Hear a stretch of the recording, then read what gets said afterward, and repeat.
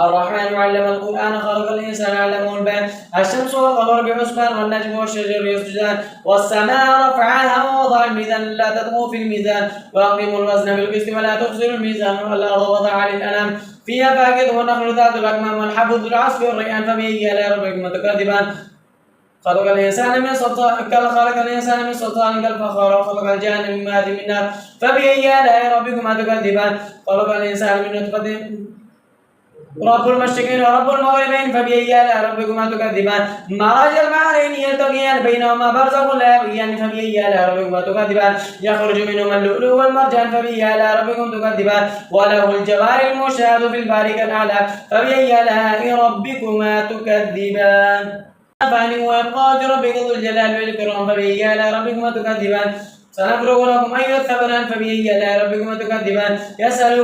يسأل كل من في السماوات والأرض كل يوم هو في شأن فبأي آلاء ربكما تكذبان يا معشر الجن والإنس إن استطعتم أن تنفذوا من أقطار السماوات والأرض ولا فانفذوا لا تنفذون إلا بسلطان فبأي آلاء ربكما تكذبان يرسل عليكما شواظ من نار ونحاس فلا تنتصرون فبأي آلاء ربكما تكذبان فإذا انشقت السماء فكانت وردة كالدهان فبأي آلاء ربكما تكذبان فبأي آلاء ربكما تكذبان يعرف المجرمون بسيماهم فيأخذ بالنواصي والأقدام فيومئذ لا يسأل عن ذنبه ولا جن فبأي آلاء ربكما تكذبان يعرف المجرمون بسيماهم فيأخذ بالنواصي والأقدام فبأي آلاء ربكما تكذبان المجرمون يطوفون بينها وبين حميم فبأي آلاء ربكما تكذبان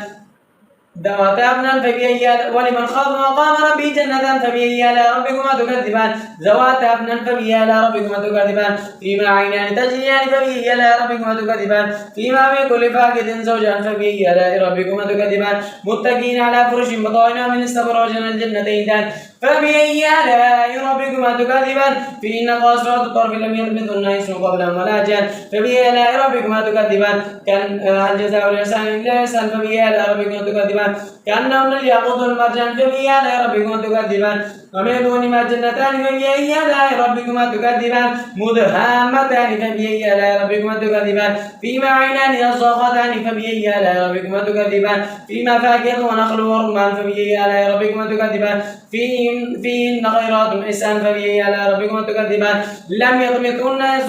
حور مقصورات في القيام فبأي آلاء ربكما تكذبان لم يطمثهن إنس قبلهم ولا جان فبأي آلاء ربكما تكذبان متكئين على رفرف خضر وعبقري نسان فبأي آلاء ربكما تكذبان تبارك اسم ربك ذو الجلال والإكرام.